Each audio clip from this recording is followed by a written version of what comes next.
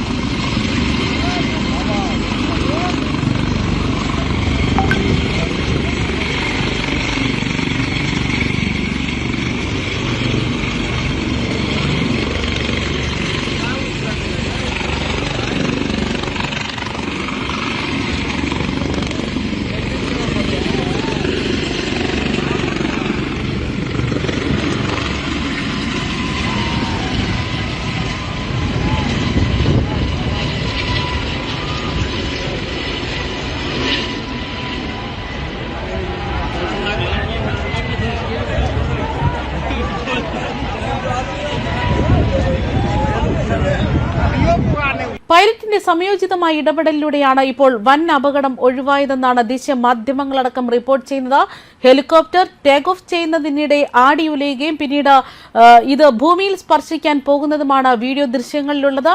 അല്പസമയത്തിനുള്ളിൽ പൈലറ്റ് തന്നെ ഹെലികോപ്റ്ററിന്റെ നിയന്ത്രണം തിരിച്ചുപിടിച്ച് പറന്നുയരുന്നതും ഈ വീഡിയോയിൽ കാണാം. ലോക്സഭാ തെരഞ്ഞെടുപ്പ് പ്രചരണ റാലിയുടെ ഭാഗമായാണ് അമിത്ഷാ ഇപ്പോൾ ബീഹാറിലെത്തിയത്.